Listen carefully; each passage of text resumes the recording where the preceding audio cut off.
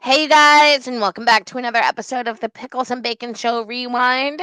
Today we have another guest with us, Miss Heather Leigh B, and we're going to be discussing the movie Bye Bye Birdie. All right, you guys. So we're going to go around and we're going to introduce each other, and then we're going to talk about what we know about this movie, and then we're going to get into it. Okay? So, Bacon, Conrad, Michael's Birdie, you start. Okay, well, first of all, let me start out by saying that the reason we're doing this particular movie is because Heather is an Ann-Margret tribute artist, and so she specifically picked this movie, so that's why we're doing it. So, I'm gonna let her introduce herself and give you a little backstory on herself, and then we will start. Heather? Hi, I'm Heather Leigh B, or you guys can call me Heather, but my stage name is Heather Leigh B, and I'm an Ann-Margret tribute artist. I also sing other artists as well, such as Julie London, Peggy Lee, and any other artists we can think of, like Nancy Sinatra, and any jazz artists as well. I also sing Carole King, Carly Simon, and just anything that strikes my fancy. And I love to sing. I was part of a previous podcast before, but I quit that. And I decided to branch out a little bit more on my own with the singing. And so here I am now, and I'm back with Bacon, Conrad, and Pickles in a Bottle. Yes, and we're so happy to have you. We love having guests on the show. We have had a lot of guests, both some that are known, some that are not known, some that are TikTok famous.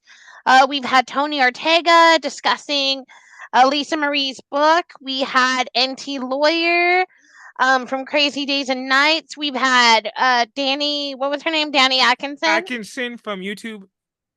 We've had Legs. We had Nick from TikTok, and we're expecting so much more. So you're one of many to join us on our podcast, and we're so happy to have you. I'm happy to be here. Thank you so much for inviting me. All right. So let's get into it. So usually what I do is we'll give a brief synopsis of the movie Bye Bye Birdie. Before we do that, Deke, what do you know about the movie Bye Bye Birdie? Well, first of all, let me start out by saying that there's an amazing cast list in this movie. From the likes of Dick Van Dyke to Ann-Margret to Janet Leigh, who's one of my favorite actresses of all time. Anybody who knows me will know I'm a huge fan of Janet Leigh. I love her in the movie Houdini. That's like one of the most accurate depictions so far of Harry Houdini. We also have the amazing Ed Sullivan. If y'all don't know who that is, please Google that, kids. There's something for you to do. Do your research on that. We also have Bobby Rydell and so many other amazing, iconic TV stars and movie stars in this movie. And this movie is supposed to be loosely based on another singer, but we'll get into that in a minute. Loosely based. You'll hear about that here in a few moments when we look it up on Wikipedia. Heather, what do you know about Bye Bye Birdie? Have you ever seen it? Did you grow up watching this movie? The first time I saw Bye Bye Birdie was with my family. My mom and dad rented it. Back then, we still had Blockbuster and video stores. They were like, okay, well, we went to a high school production of Bye Bye Birdie. And my third grade teacher's son played Conrad Birdie. And my mom was like, we need to introduce Heather to the movie too.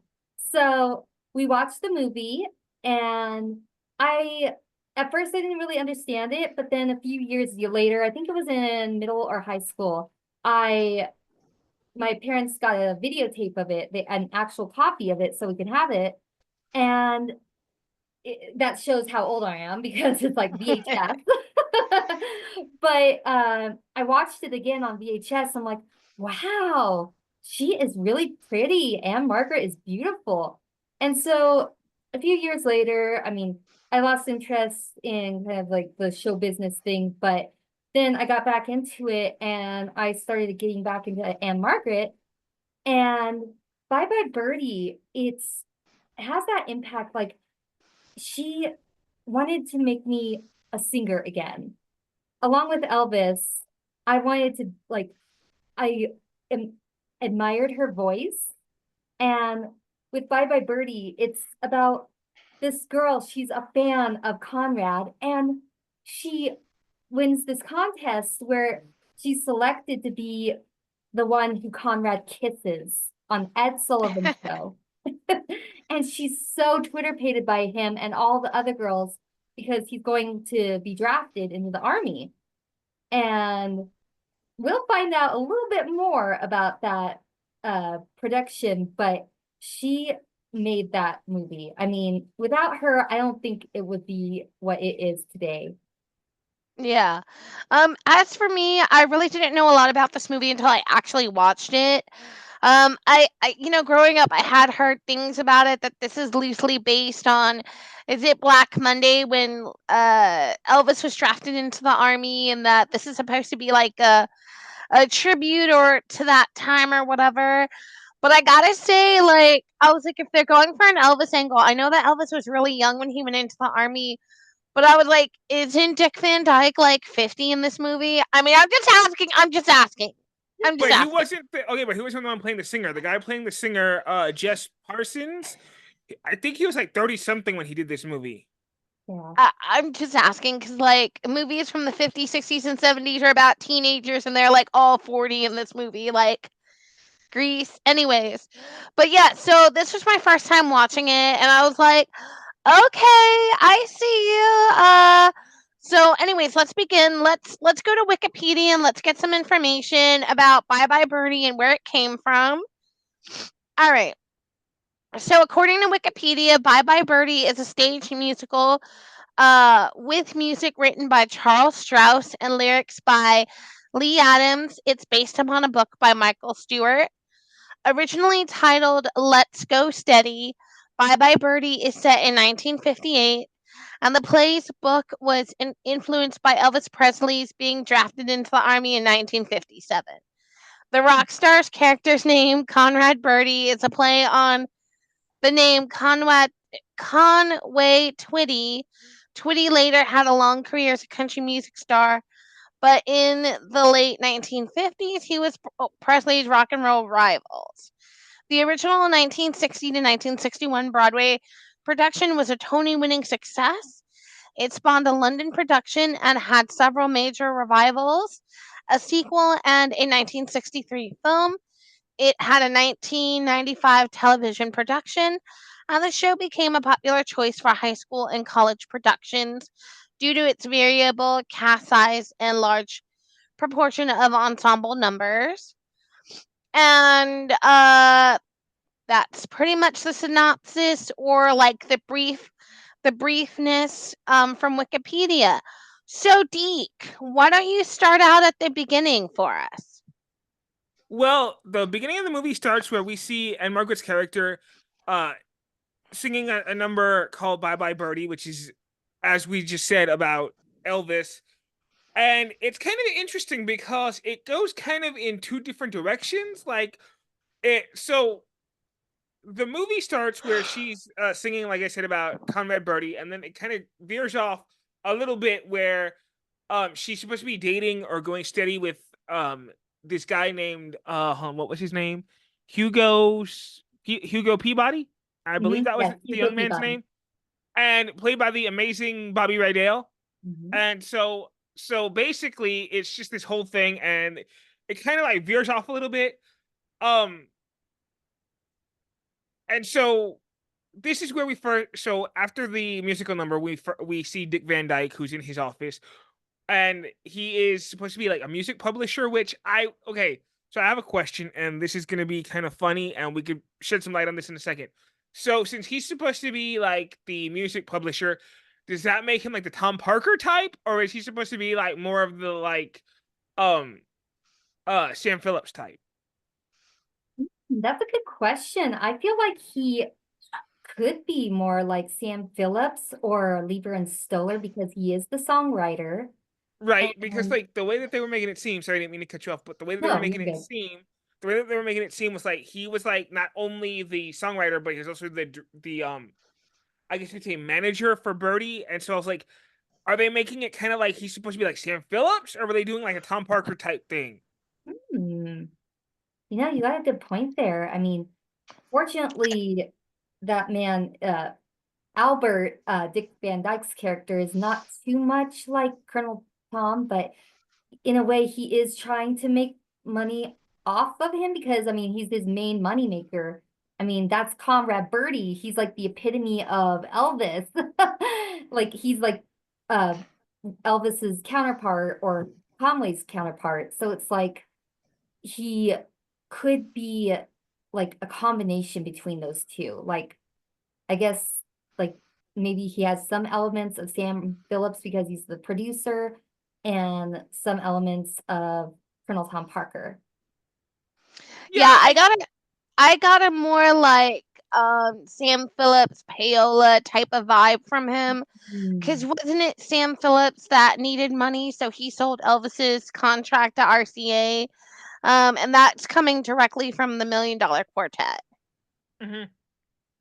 Yes, Yep. he did. He had to sell it. He had to sell because I mean, Elvis was pretty big at that time, but like he was getting started and he just felt like this kid is gonna go only so far with this little small town record label.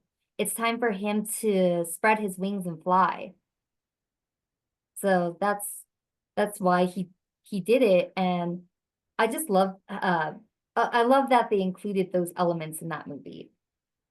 And so I want to jump to the next character that we meet, which is Rosie De Leon. I think that's how you say that. Who's played by the amazing Janet Leigh. Love her. And I'm kind of like, hold on a second, because like this kind of made me laugh. I was like, wait a minute. I was like, wait a minute. Whoa. I was like, hold the phone a second. I was like, you got a white lady playing Mexican. Okay, I was like, that works. Okay, but go back to watch Breakfast at Tiffany's and Mickey Rooney's playing a Chinese man or an Asian man. I'm just like, you guys. Sad but true. Or like when was it John Wayne played Genghis Khan? Like, are you for real right now? Like, are we? I was like, are we for real? We won't open that book right now. And so so Rosie is the one that comes up with the plan for Kim McPhee, which is played by the amazing Ann-Margret, to have this moment where she, I guess, essentially meets Conrad Birdie, who's supposed to be this, again, as we said, Elvis type person. Now, I gotta jump to something really quick because this really bothered me, and I was like, if they're trying to do a persona like Elvis, he didn't wear just one outfit. Like when we first are introduced to Birdie, like he's in the all gold outfit. I'm like, whoa. I was like, I get what you're trying to do. I was like, but that was not his signature outfit. I even heard that he hated that outfit. He did. It was like he was intentionally like sliding on the stage on his knees, trying to get to get it ruined just because it's like, I admit, I mean, it's one of my favorite costumes he wore, but at the same time, he must have thought it was annoying because like, I bet it made a lot of sound when he was performing, and it's like, oh man, I cannot do this anymore. So, and one of my students one time a few years ago, she said, he looks like a hot dog. So I can see why Elvis didn't like it. And that's a good point that you made, that they should have expanded a little bit more on Birdie's wardrobe, because he wasn't just known for that gold lame suit. Right. Like there was outfits throughout the thing, which we'll jump to here in a minute, or get to here in a minute.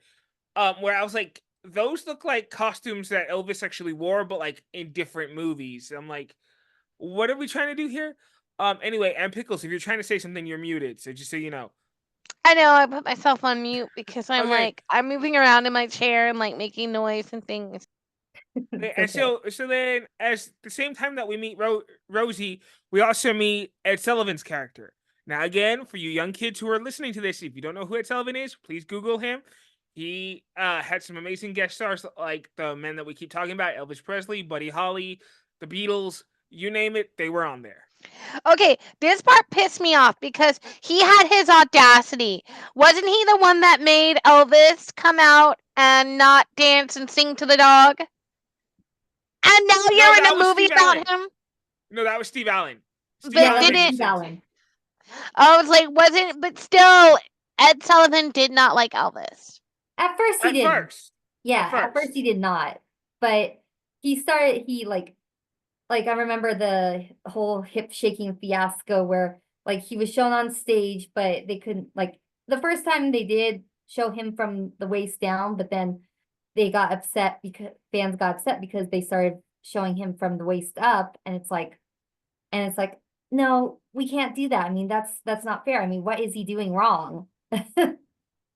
Man, if all those people could see the way guys and girls sing and dance now, they would have literally all had heart attacks. Oh yeah, clutch the pearls.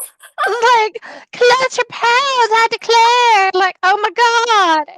Well, bless your heart. Well, bless your heart. It's like,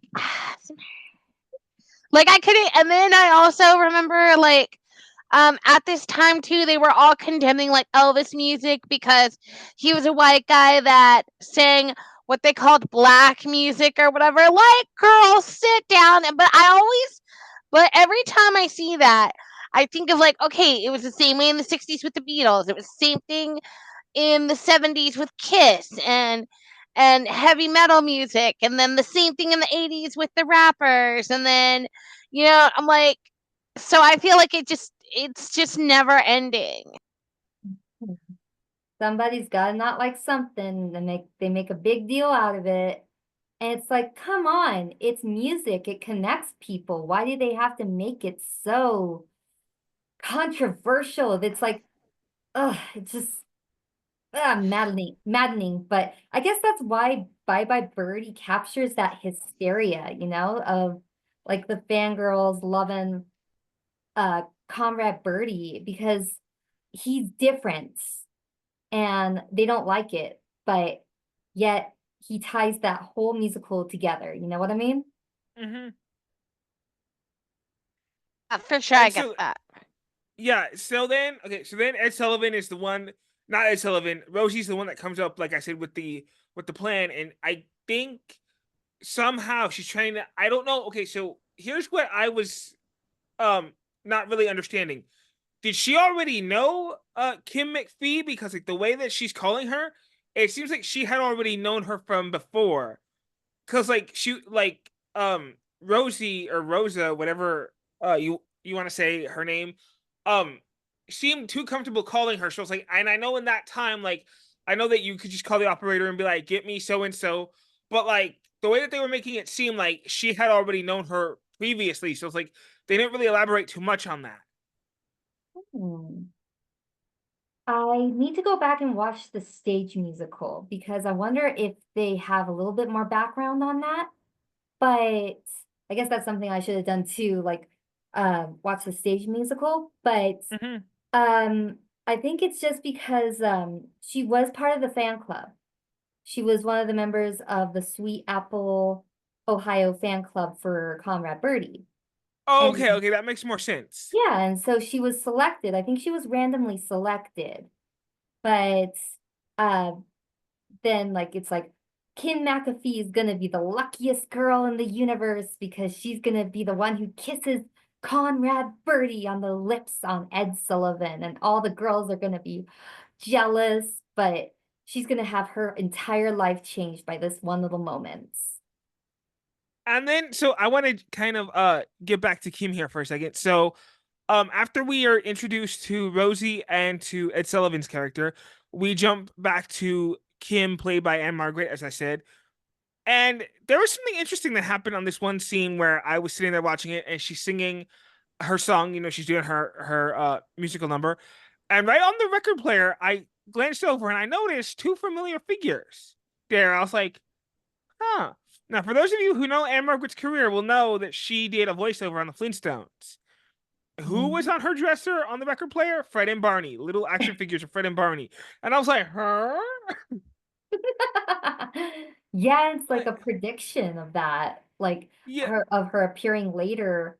I forgot when she appeared, but it was like when she was a little, I think it was 1955 or 6, but she appeared on that episode, and of course I mean, she was a doll face in that episode, of course, because like she was Pebble's babysitter, and they thought that this babysitter was just a babysitter, but she was actually Ann-Margret. And she made this appearance later on TV because they heard her singing a lullaby to Pebbles. And it was so precious, that little lullaby. And they were like, we got to get her singing on this show, this Ed Sullivan type show.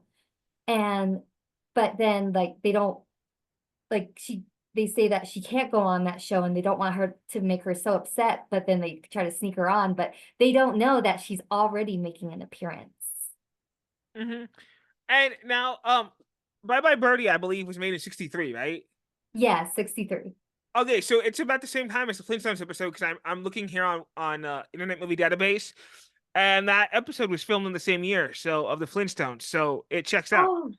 Oh, cool. Yes. Oh, yeah, that's right. I remember because I have a little Viva Las Vegas magazine, and Yeah. share that information that she did later appear on that same year. So that was when she was getting really big. So, Bacon, is this movie before Viva Las Vegas or after Viva Las Vegas? It's a year before Viva Las Vegas because this was in '63, as I just mentioned, and Viva Las Vegas was in '64. Mm-hmm. Do you think that Elvis knew this movie's supposed to be about him going into the army? Oh, he knew. He knew. Believe me, he knew. He was actually, did you guys know that he was actually contacted and they wanted to actually have Elvis play Conrad? That would have been funny. But the Colonel thought, and Elvis, I think he thought as well, is like, oh no, I don't think it's right for us. It's one of those movies that will just paint me in a silly image, but you know, a lot of his movies were so, but still, I still think, I mean, it would have been interesting to see him play the role of Conrad, but at the same time, he was like, nope, I'm not gonna do it. Like, I mean, I could kind of see it, just like with Star is Born, but at the same time, too, like, I kind of see where he was coming from because the character Conrad Birdie, and not to be mean or anything or belittle the character, but he was kind of a dick. Oh, he In was. the He he was kind was. of he was kind of a dick, and I'm He like, I was, don't for think sure. Elvis was like that. I was like, I really don't No. think so. I was like, so I kind of see where Elvis is coming from on that one. Mm-hmm. I believe that's true too, because I even made a note in my notebook. It was like, wow, Conrad's a jerk. I mean, you see him in the McAfee house and he's like, what did he say? He was saying, I was like, Conrad is rude and not like Elvis. He's like, where's the church key, the can opener in this joint? And then he opens a beer and makes it spill all over the McAfee's house. I'm like, wow. I mean, why? So that's why I think Elvis read the script and he was like, you know what? This is not me. This is not the way I want to be portrayed. Exactly. I mean, like they already painted him in a bad light as it was. Like, I don't think he wanted to tarnish his career further. So Yeah, I agree. And so then, jumping a little further in the movie, as we stated, so then, Kim is finally contacted by Rosie, and said they tell her that she was selected to be on the Ed Sullivan show, where she's gonna kiss Birdie, Conrad Birdie, uh, before he goes into the army. And so then at the high school, we get to the high school scene where Birdie's gonna pull up, and I say that in a joking way because like that's how we say now. We're about to pull up, or we're about to roll up. So, and this is another thing that kind of just pissed me off really bad. I was like, I could kind of see why Elvis wouldn't want to do this. So Birdie comes in riding his motorcycle through the school grounds, which I was like, that's more Fonzie than that is Elvis. I'm just saying. Mm-hmm. I'm just saying, like, anybody who knows Happy Days would know that's more Arthur Fonzarelli than it is Elvis Presley. I'm just saying. Oh yeah. And so he's riding through the school grounds, and then he gets a song here, which I was like, okay. I was like, I get what they're trying to do. I was like, I didn't need to hear him sing. But anyway, it was kind of a funny scene because, like I said, yeah, he's driving. I like the way that when he gets off the motorcycle, the way they hold up the guitars like he's a king or something. I'm like, although I kind of got what they were doing there. I was like, okay, I got it. I was like, but again, I know Elvis wasn't like that. So, and then Excuse me. And then we are introduced to, I think it's Kim's friend, who is I'm guessing also in the Conrad Birdie fan club. I can't Ursula. remember. Huh? Ursula. Ursula, thank you. I couldn't remember her name. I was like, what was her name again? Okay, so then we meet Ursula, who is also in the fan club and is also trying to help uh Kim in one scene where she dyes her hair. I was like, okay, first of all, I think that made no sense to the movie. And then we meet I think before this, and I kind of skipped ahead a little bit. So we meet Kim's parents, which are Mary Uh, LaRoche. the names are Harry and Dolores. Yes. Okay. So Doris and Harry, I was given their real names, which are amazing actors, by the way, both of them. So we meet them, and they're kind of like all against this, and they don't want her to be meeting Conrad Birdie and whatever. And then at the end, so this is where it threw me, because when Dick Van Dyke offers her dad the part to be on the show to give the speech, I was like, that seemed like something Tom Parker would do. That's why it threw me. I was like, huh? It kind of feels. I kind of feel that part was about something specific in Elvis's life. I wonder what that could have been. No comments. Exactly. Because I'll tell you exactly how that went down, even though she won't say it. But I already know. You don't even have to tell me, because I know. Mm-hmm. I already know. Dang right. And so as we progress farther into the movie, we meet another character, which I believe he didn't have too big of a part, and it was Randolph McPhee, which is the younger brother of Kim, and he didn't have that big of a part. Like I don't really think he had a speaking role in this one too much. The only thing that I do remember of him is where he built like this little bottle rocket, which was funny that he set off. And I was like, this was at the time that parents actually disciplined their kids. Said what I said. And that part's incredibly funny. And then her father comes home, angry, as I said, because no daughter of mine's gonna be kissing this rock star on TV, whatever, different time. And so then when Dick Van Dyke offers him the part to be on the Ed Sullivan show to make a speech, then it's all lovey, lovey, huggy, huggy, kissy, kissy, chummy, chummy. Until the check clears. I said what I said. Basically, basically, basically. And then when they are okay, so I want to jump to this scene because I'm going to jump a little bit farther into the movie. So, as they're rehearsing for the show, for the Ed Sullivan show, there's a scene where Conrad Birdie is wearing this he's wearing this red shirt with these black pants with black boots.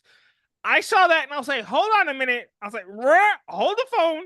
I was like, I've seen that costume before on Elvis, and he wore it in the movie of Girl Happy. If anybody knows the movie Girl Happy, you'll know this outfit. I think it's where he sings Wolf Calls. Yes. I think that's the part. I could be wrong, but I like. And then there's another outfit that I was like, that's also Elvis and from Kissing Cousins, where he's like in this like denim, like kind of brownish color.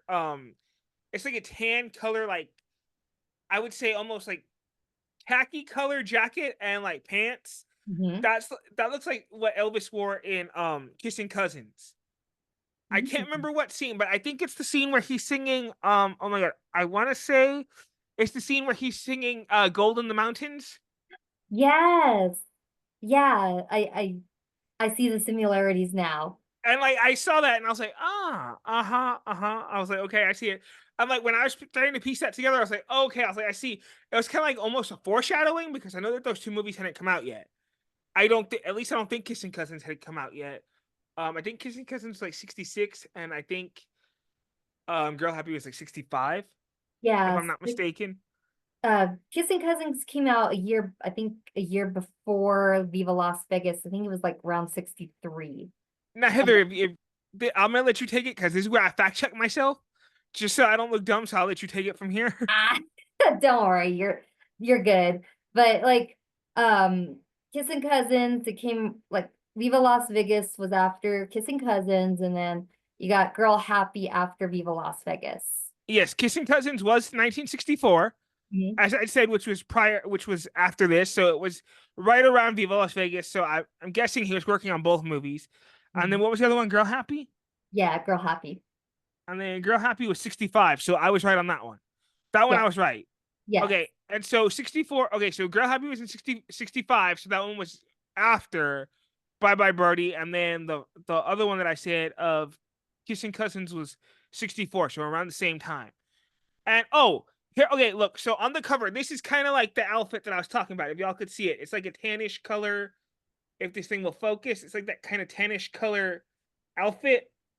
It's too light. Hold on. Can let you me share your screen on your end to see if you could do it on Wikipedia? Hang on. Let me see. Hang on, because I'd have to find it first. Again, hold on a second. Let me find It it should first. be on the bottom navigation screen. No, I gotta find the picture first. Okay. So anyway, and so there's hold on a second. Can you all still hear me?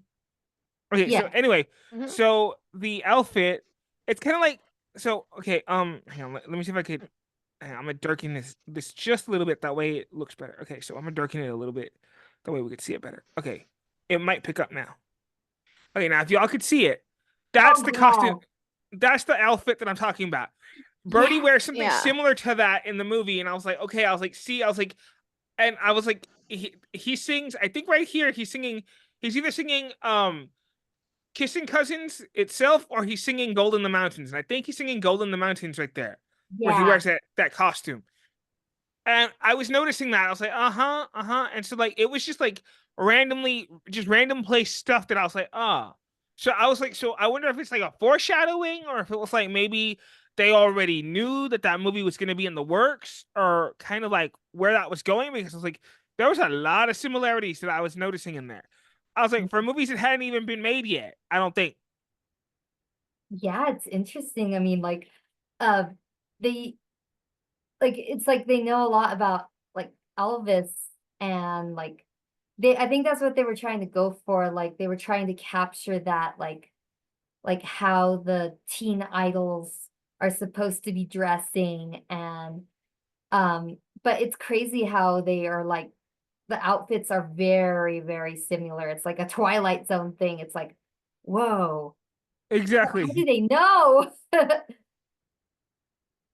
Okay, so this movie was made April 4th, 1963. That was when the release date. So Kissing Cousins was hold on a second. And Kissing Cousins was made in I just had the thing here. Hold on, let me go back.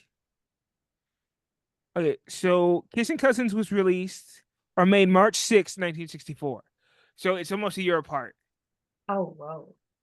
It's almost a year apart. So anyway, to make a long story short, and back to Bye Bye Birdie, like there was a lot of similarities that I was noticing, and then there's a scene that I kind of wanted to touch on where I was like, that's kind of stupid. Also, too, I'm gonna jump back to the house scene because I'm kind of like going all over the place. So in the scene in the house where we just mentioned, where Birdie is looking for the can opener for his beer, there's a scene which again I say this is more Fonzie than Elvis, where he parks the motorcycle inside the house. I'm like, that's more Fonzie than Elvis. I'm just saying.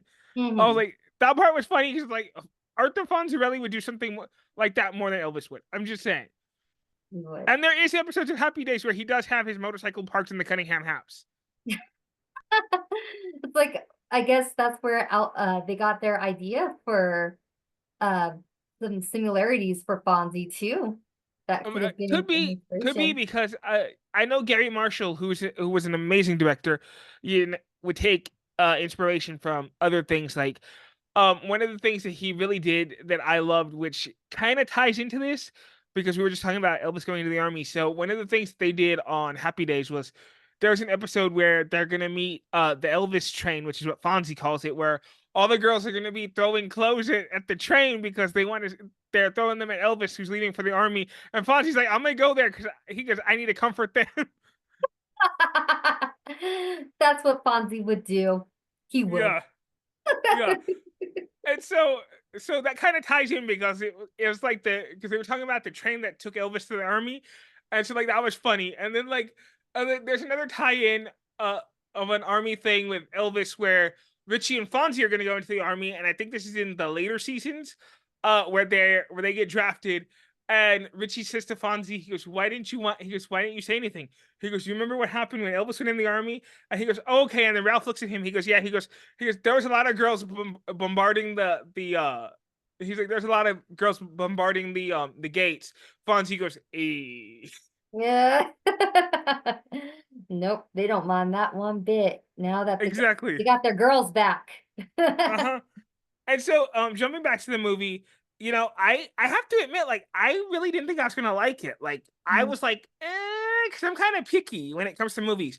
But you know what? It was really funny, and I really liked it. And to kind of jump around, like Ed Sullivan playing himself was like by far iconic. Because usually it's like somebody playing Ed Sullivan, like it's an actor, like in the movie of The Doors, it was somebody playing Ed Sullivan. So to see him himself playing in this movie, it's like freaking iconic. That's like a big get. That was like a big star back in the day. Like, Yeah. Between Dick Van Dyke, Janet Leigh, and him, that's where the whole budget went. It did. Yeah, Absolutely. for sure. That's where the entire budget went, because let's be honest, Ann-Margret at the time was not that big of a star yet. Not yet. She was on her way, but she wasn't there yet. Yeah. Okay, so I want to know. So, did she tell Elvis about Bye Bye Birdie, or I want to know how he found out. Did he find out from Colonel Tom Parker? Or how did he find out about it? Well, I think that they called him, as Heather said, to kind of star in this movie. And he said no, and so like I'm not sure if he ever saw it, but I know that he knew of it. Yeah, I mean, they knew it was being made, and then I don't know the whole story, but they knew it was going to be made, and yet I think he was also making other movies too. And it's funny, like the movie, like in the very beginning, it points out Albert's a songwriter, right? For Conrad. And he says, like, yeah, how is he gonna record my new movie song, Mumbo Jumbo Gooey Gumbo? That part was funny. Predecessor to Clam Bake. I was like, oh my gosh, that's familiar. It's like, are these guys the Simpsons? Because that feels like a Clam Bake song or a King Creole song, but that King Creole came out years before. But no, wait, actually, since it takes place in 1958, so I guess it could have been like a satire of King Creole too. Yeah, it could have been, because like it would have fit the timeline for 58. So like, yeah, because if they're going by his army era, that would have been like the King Creole era.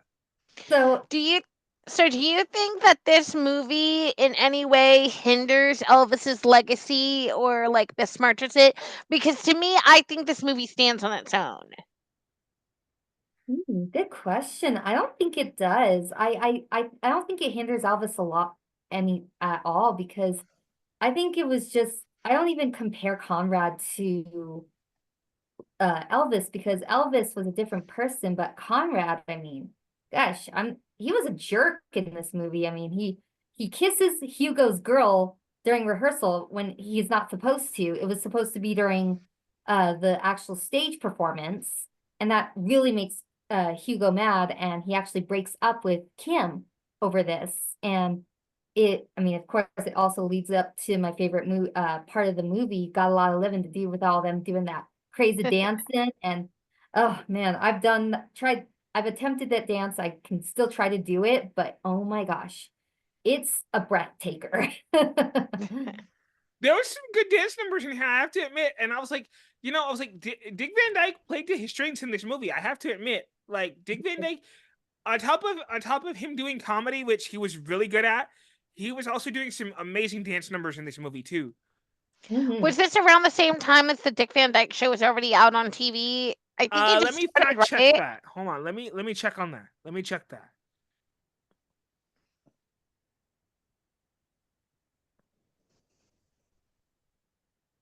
Yeah, because Dick Van Dyke, he was pretty big then, and I think the show had just started. I think it started in the 61, but I think it No, also this was way before, because the show started. So it ran from. Okay, no, you're right. The Dick Van Dyke Show was before this, because it it aired October 3rd, 1961, and ended June 1st, 1966. Okay, so yeah, he would have already been really popular, and this movie would have been like a big box office draw. According to what I'm reading here, this was his debut role as an actor, as an actual actor. No, I don't think that's true. Well, not as an actor's actor, because what year did in the movie? No, what year did Mary Poppins come out? Because wasn't Mary Poppins before this? No, I think it was after. Let me check on that. Hang on, let me check. Hold on. I feel like Mary Poppins was before this. Let's see. When did Mary Poppins? Hang on, let me see. It's 64, so it was around the same time he would have been doing Bye Bye Birdie. So yeah, he like started coming out and then started doing all these movies. Because then he did Chitty Chitty Bang Bang, and then I don't like it. And then like I know that he was in another one, and I can't remember the name of it. What's the other one that he did? He did Mary Poppins. Oh man, I should know my musicals by now. But I know there was another one he did. I don't know if it was too big, but let me see. I can't believe this man is almost 100 years old. I know, and he's still alive, still dancing like there's not like. Don't play with me, God! Don't play with me. Oh yes. Do you hear us? Don't take him away just yet, please. Please? Not yet. We're not ready. We're not ready for that heartbreak. So I think around that time too, it would have been the breakout for Mary Tyler Moore as well too, right? Because when the Dick Van Dyke Show started, like she was on her way to stardom too, wasn't she? Yeah, she was an unknown before he hired her on the set. Yeah. But this is where everybody's career started getting. Wasn't the Dick Van Dyke Show from Desilu as well? I believe so. Yes. But that man, he could dance, and I'm like, he's up there with Gene Kelly, and I aspire, like, I see these dance moves, and when I try them, they make them look so easy, but it's like there's a lot of work into the movement that they do, and like especially with Got a Lot of Living to Do, it's like that. They do that crisscrossing with their legs and the sequencing with their arms. It's like, I call it the chicken because it's like, but it's like, it represents Birdie too in a way that's like the Birdie move. Oh yeah, that's good. I didn't even notice that. Yeah, that's right. I didn't even notice that. So I guess that could be called the Birdie. I guess, yeah. Yes. All right, you guys. So, is that how the movie ends? How does this movie end? How do we tie this up in a nice little bow? Okay, so it basically ends where Birdie is singing to Ann-Margret, and then Hugo jumps on stage and punches him. Which, let's be honest, had that been Elvis, he would have beat the dog crap out of him. Like, let's just say that he would have whooped his ass first and asked questions later. Like, let's be for real with ourselves. Exactly. And it's kind of interesting because like before, like, so they're rehearsing, and then after all this stuff goes down, like Albert and Rosie, they temporarily break up too because Albert's he's a big mama's boy, and his mama influences a big part of his life, and Rosie is upset because Albert won't tell his mom that they're engaged. And so she goes out with the high school English teacher. And there's this big dance number as well with Rosie. And she's like in those hats, like she has all those hats bouncing on her. And dang it, I forgot the song. But Janet Leigh could do her thing too. I didn't know. I mean, I thought she was just the lady from Psycho. But I'm like, no, that she's so talented. I didn't know she could sing, dance. And then after that happens, like the performance, like the kiss gets canceled somehow. Do you guys remember that? The kiss gets canceled? Yeah, it gets canceled somehow because what happens is Dick Van Dyke's character Albert is trying to negotiate her dad being making a speech or whatever. Right. And so it gets cut from a 4-minute segment to like a 10-second segment, I think. Mhm. Something like that for time purposes. So I was like that was kind of crazy. And so I was like, that was kind of a low blow, but okay. Yeah. And like they were like, the ballet has got to perform too, because the ballet dancers have to make an appearance.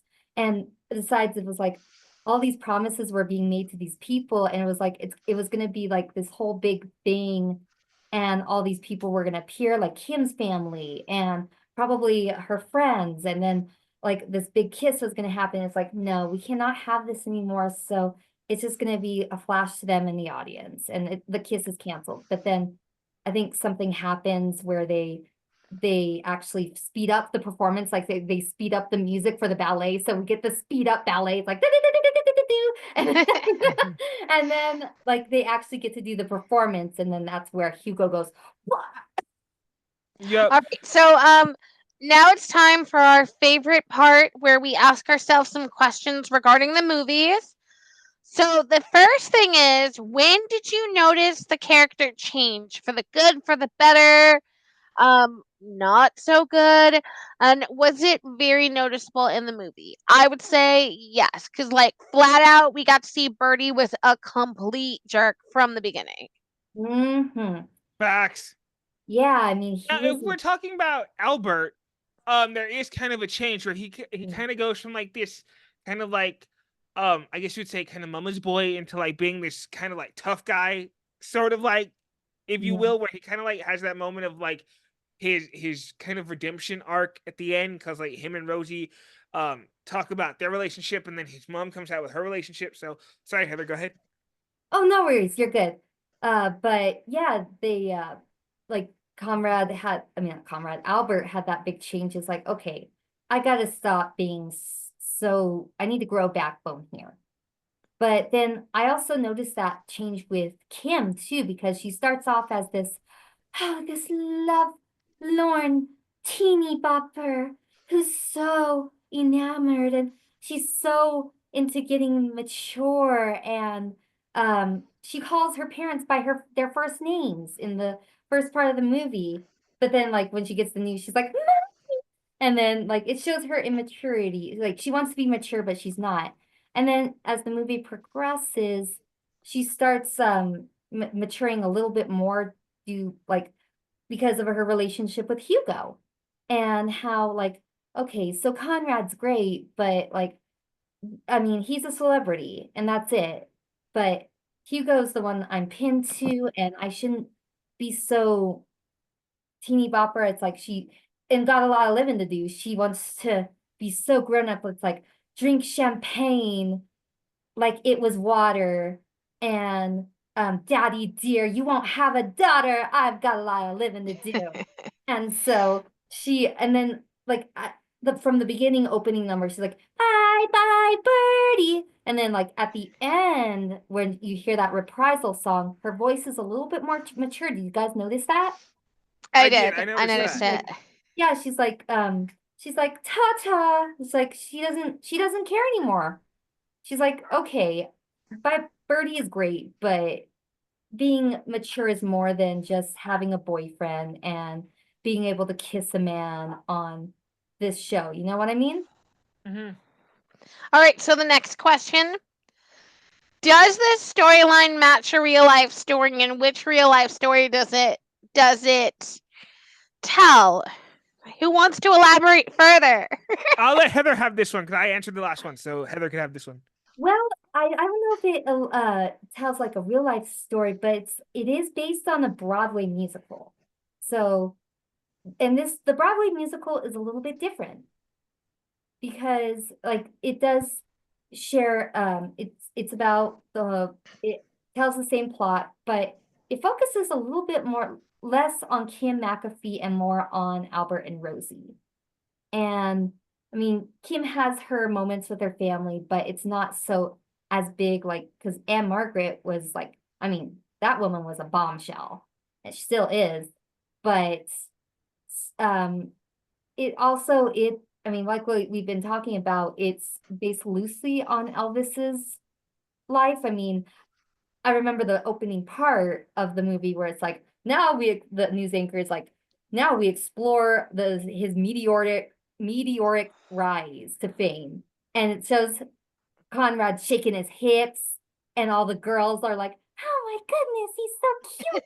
And then his charismatic star power, his smile, his like, yeah.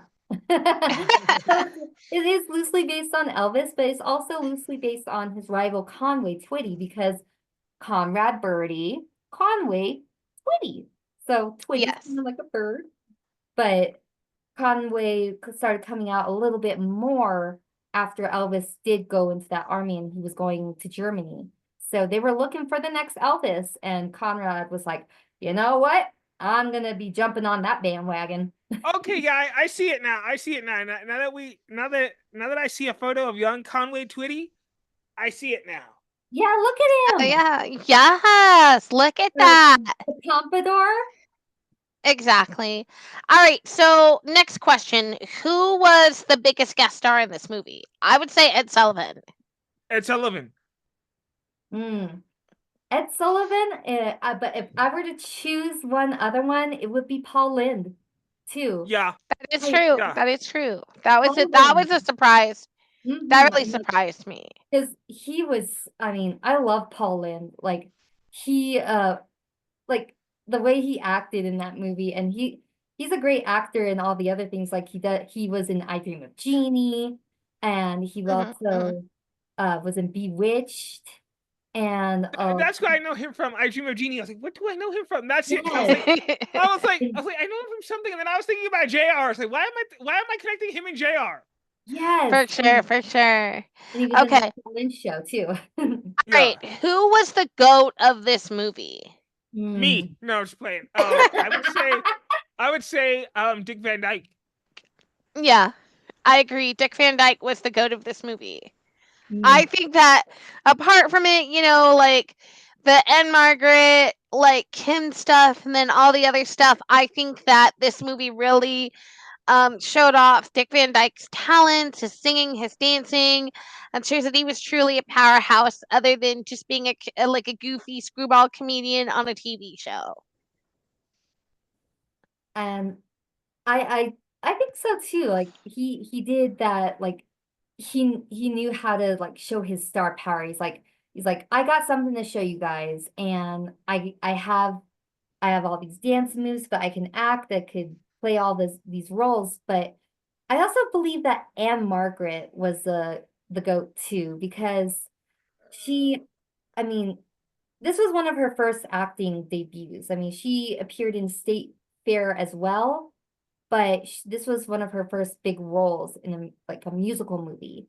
And, I don't think anybody else could do it better than her, because she had that power of bringing that, like, when she sings about becoming a woman and being mature while she's dressing up in these after school childlike clothes, like and singing about how she wants to be more mature and got a lot of living to do, and her dance moves, oh my goodness, if I could get a minute with her just to get some advice on, like, how do you do it, Anne?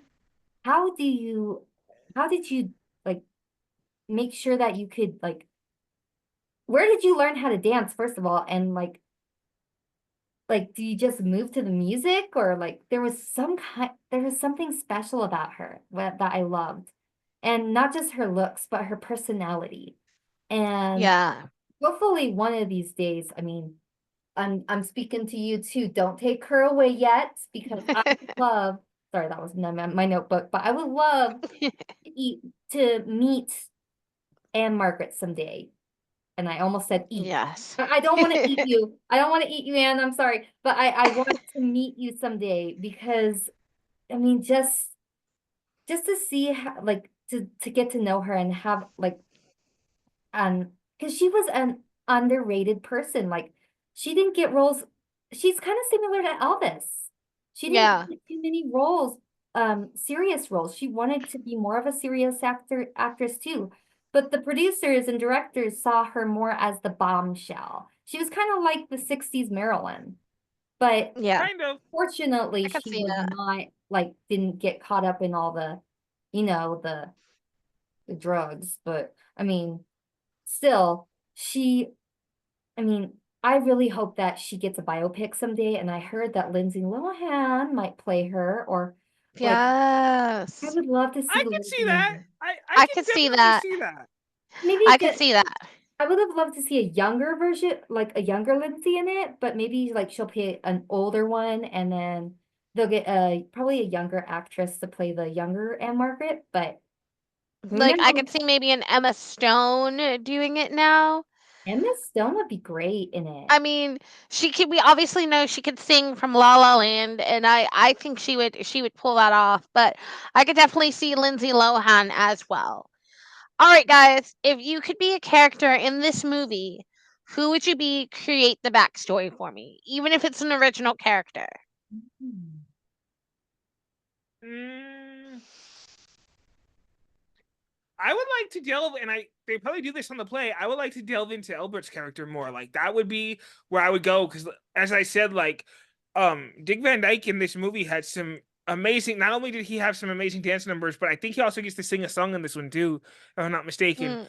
Mm, mhm. And like I think Dick Van Dyke's an amazing actor and an amazing talented man as it was. So like showing off his talents in this movie was like incredible. So I would love to have seen Albert get more of a little bit of a more of a backstory. Good one. I That's believe good. I like that.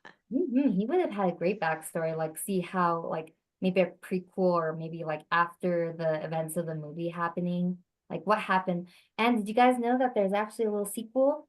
There's actually a they tried to do like a little Broadway sequel to Bye Bye Birdie, and I forgot what it was called, but it takes place in like the 70s or 80s, and it actually has Kim's daughter, and Conrad, he's trying to make a comeback, and he's all like, he's kind of like I don't want to make fun of him, but he's like kind of like similar to 70s Elvis. Like he's at the peak, and he's like, oh, I can't do this anymore. But yeah, look into that, Deke, because I Oh, forgot it's called Bring Back Birdie. Bring Back Birdie, yes. Yes. And Okay. I like that. and that gets me into either I would either do I was thinking about Ursula, like what would it be like to be the best friend of a girl who got chosen, and see like maybe explore like what if our Ursula got a little bit jealous of For her sure. friends For in the sure. I country? could see that. But And maybe try to sabotage, yes, perhaps. it's like maybe like have because Kim didn't really have much of a rival, and I would have thought that like maybe Ursula would have gotten jealous and become like instead like become like more of the rival, like, oh, she's getting all this attention, what if I do something to ruin Kim's reputation, and so I get chosen instead? Or another one to explore is Conrad. I always wanted to learn more about his history, and like why he was such a jerk, and like maybe what happened after he left the after he came back from the army, and like did he become a little bit more like Elvis, or did he become a little bit more like Conway Twitty, so and do country and appear on Hee Haw, or maybe he was like Elvis and did movies and kind of got lost within the industry. So And oh, here's one, Pickles, that I know that you're gonna love. This is the third part that I just found to Yeah. Bye Bye Birdie, and it's called Fly By Birdie. ah, Yes. I love it. Big Bird That's for funny. sure. So if I could be in this movie, I don't think I would be like front and center, but like I would probably be someone like Ann-Margret's choreographer, or like picking out these costumes and doing this makeup, because like the makeup, that's the first thing I like always watch when I'm like watching these older movies. Like, who did their makeup? Like, how did they come to that look, or how did they create that look or the clothes, where do they were thinking these clothes were coming from, and how does that happen? Like, that is the type of thing that I would have loved to do in this movie. And not only that, pick the songs and like write the songs, because some of these songs were really amazing. Like, I kind of want to go see if there's like the Broadway version like on YouTube, because I feel like I would like the Broadway version more than actually like this movie. You know what? That's a I good idea. We Wow. should. I didn't like, as far as the movie, like, I liked the movie and everything about it. Like, I understood it, but like, I feel like if you saw the Broadway show, I think that would open up a lot more than what the movie shows, because a lot of this stuff, I mean, this was like the code, like the coded version. They got to take out a little more of the darker stuff and the heavier stuff, Mm. but they can get away with that on Broadway. So I really want to see the Broadway version. Oh, you guys see it because you guys see the end because Conrad, I don't know if I'll say it, but he gets in trouble for something. He gets in Oh, trouble. yes. So I love it. look for it on YouTube, and you might be surprised. But and it explores Mama's character a little bit more because she's a little bit more mean in the Broadway production. But Nice, Interesting. nice. I really hope that someday my town, I mean, they usually perform an end of the year musical. And one of these days, I would like to see if I could either get on board, like either in the cast or behind the scenes, or maybe direct the Bye Bye Birdie musical, because they always do something like it's part of the Humane Society. And since there's a dog in this movie, they could adopt the Yes. dog out. They could, like, because there's a little dog, and it's just a little part, but it's so cute. And like, oh man, the possibilities. I really want to make it happen someday in this And we town. can. We're going to manifest it. Oh All right, yeah. you guys. So Mhm. that was the Pickles and Bacon Show Rewind, discussing the movie Bye Bye Birdie. Um, don't forget to like, comment, share, subscribe. We want to thank Miss Heather Lee B. Heather, tell everyone where you want to be found, all your socials. All right, so you guys can find me. All right, my socials are, all right, you can find me on Instagram. I'm under the name, I don't know if you guys can see it, but I go by Heather Lee B. But all right, that is my, I don't know if you guys can see it, it's backwards, You but can see it. yes, but it's Heather Lee B. And you'll find my reels there. And also, I go live every few Saturdays. Next week, I will be not going live because I'm helping my parents out with something. But you can also find me on TikTok. And I also go, this is my handle on TikTok here. And over there, I will also be posting like other content too, like singing reels, but I also love to post acting reels as well. I'm trying to get into the acting scene as well. And you can also find me on Facebook. And I didn't change my name yet, but this is me. And of course, being the huge Elvis fan I am, here's my but that's how I Love go. it. Love it. I love it. But that's where you can find me. I'm also on YouTube, but I don't really use it. I'm still trying to post more videos of me on YouTube, but that's pretty much it. But if you guys want to catch a live show of me just performing songs, I'm trying to work on a theme for next time. It'll be James Bond intro themes. Nice, Yeah. nice. And of course, we will have the links to all of those socials in the towel bar when this video premieres. But you guys, that's it. That was Bye Bye Birdie. And I want to throw in one more thing. If you do come to Heather's live, please be respectful, because I, as a mod, will eliminate you if you don't. I will delete you. And I don't mean that in the way that it sounds, but I will literally block you from the live. Amen to And that. let's make sure that we post this video everywhere. We want everyone to see this video. Oh yes. Oh yes. Oh, wait till do. we have Leanne. Leanne's gonna post this shit everywhere. Post it on garage doors, post flyers everywhere. Make sure it gets seen I everywhere. see all We y'all like really she's in want- garage doors. Get a We really- skywriter. Get a skywriter. Catch Exactly. the Pickles and Bacon show featuring Heather Leigh B. Make sure it Yes. flies right over her house too, or over her Yes. apartment. Make sure We're it gonna flies do right over that shit. I'm gonna fly over her house with the broom and be like, "The Pickles and Bacon Show Rewind with Heather Leigh B." I'll get you Wearing the one, exact same Harvey. outfit too, by the way. I'd be like, "Well, I was on my way to work, so I just had to make a pit stop. I had to grab some Red Bull." Love it. Thank you so much for having me, you two. It was fun, Heather. This has been long overdue, and you guys, myself and Heather and a couple of other friends might be doing something very special soon. We haven't talked about it yet. Hope to get with everyone soon and discuss it, but there might be something else coming in the works down the line from this. So just stay tuned, and we will keep you all posted. Yep. And this is a podcast that makes us feel good. This is the third iteration of some form of podcast that we have had. This is the best one that we like because we love discussing books, movies, TV, things And that everything we in loved. between.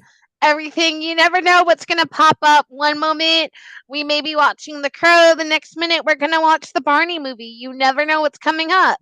Barney movie. I'm just saying, you never know.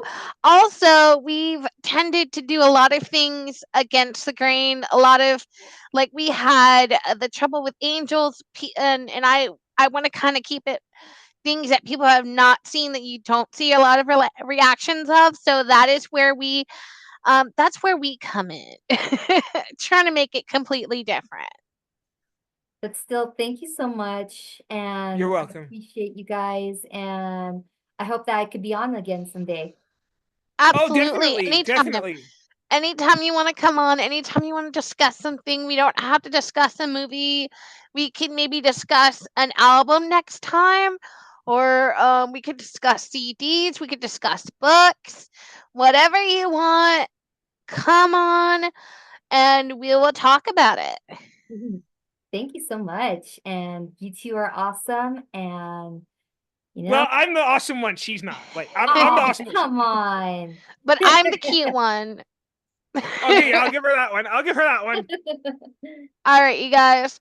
That was the Pickles and Bacon Show Rewind, and we're out. Bye. Bye.